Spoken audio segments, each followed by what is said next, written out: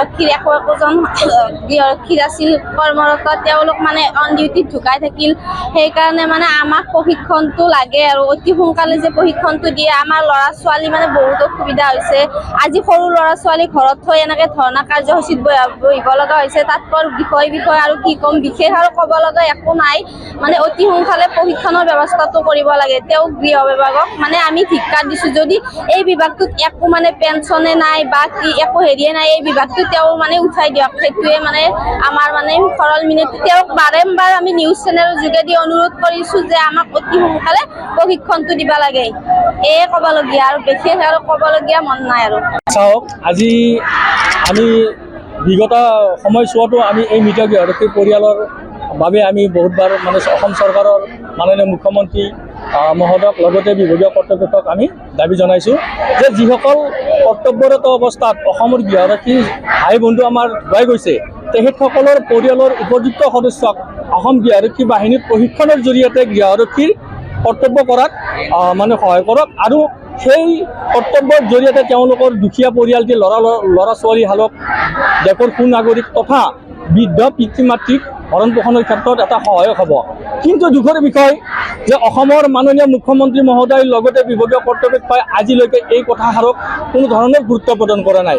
তেওঁলোকে এটা কথাই কৈ আছে যে এই মৃত গৃহৰক্ষী পৰিয়ালৰ বাবে তেনেকুৱা ধৰণৰ কোনো ছিষ্টেম বৰ্তমান আমাৰ মানে বিভাগত নাই। যে আমি মাননীয় মুখ্যমন্ত্ৰী মহোদয়ক আমি মানে সুধিব বিচাৰিছোঁ যে অসম গৃহৰক্ষী বাহিনীটোত বিভিন্ন সময়ত বিভিন্ন ধৰণৰ বিভিন্ন নীতি নিয়মেৰে আমাৰ গৃহৰক্ষীসকলক জুৰুলা কৰিছে। যে যদিহে আজি চাওক, আজি 2023 চনত SB কাহিলীপাৰাৰ অধীনত কামৰূপ জিলা গৃহৰক্ষী অধিনায়ক মহোদয়ৰ তত্বাৱধানত 21জনকৈ গৃহৰক্ষী নতুনকৈ 21জনকৈ গৃহৰক্ষী জোৱানক প্ৰশিক্ষণৰ ব্যৱস্থা কৰিলে। কিন্তু তেতিয়াও কোনো ধৰণৰ জাননী, কোনো এডভাৰটাইজ, কোনো মানে হেৰি নকৰাৰ বাছনি নকৰাকৈ তেওঁলোকক প্ৰশিক্ষণৰ ব্যৱস্থা কৰিলে। দুখৰ বিষয় 2025 বৰ্ষত বৰ্তমানত SB 2জনকৈ নতুন গৃহৰক্ষী প্ৰশিক্ষণৰ ব্যৱস্থা কৰি আছে। যে যদিহে তেওঁলোকক মনে মনে গোপনভাৱে কোনো জাননী প্ৰদান নকৰা কৰি চৰকাৰে প্ৰশিক্ষণৰ ব্যৱস্থা কৰিব পাৰে, এই মৃত গৃহৰক্ষী পৰিয়ালৰ কিমান আছে আমাৰ অসমত?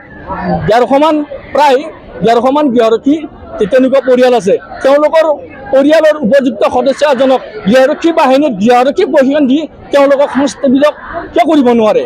যে মাননীয় মুখ্যমন্ত্ৰী মহোদয়ক আমি অনুৰোধ জনাইছোঁ যে আপুনি এই দুখীয়া পৰিয়ালটিৰ ভৱিষ্যতৰ প্ৰতি লক্ষ্য কৰক, আৰু লক্ষ্য কৰি তেওঁলোকক কমচে কম অসম গৃহৰক্ষী বাহিনী দলীয় প্ৰশিক্ষণৰ জৰিয়তে তেওঁলোকক এটা মানে ন্যায় প্ৰদান কৰক। নহ'লে আমি সদৌ অসম প্ৰশিক্ষণপ্ৰাপ্ত গৃহৰক্ষী সন্থা আৰু সদৌ অসম গৃহৰক্ষী স্বেচ্ছাসেৱক কল্যাণ সন্থাই বিগত ভৱিষ্যত সময়ত আমি মানে তেওঁলোকক লগত লৈ, তেওঁলোকৰ কণ্টল ল'ৰা ছোৱালীক লগত লৈ ৰাজপথত আমি ওলাই আহিবলৈ বাধ্য হ'ম। আৰু তাত যি অপ্ৰীতিকৰ ঘটনা মানে সন্মুখীন হয়, এই ক্ষেত্ৰত বিভাগীয় কৰ্তৃপক্ষ আৰু মাননীয় মুখ্যমন্ত্ৰী মহোদয় জগৰীয়া হ'ব। যিকোনো খবৰৰ বাবে যোগাযোগ কৰক 7099017330 লগতে 7099017110 নম্বৰত।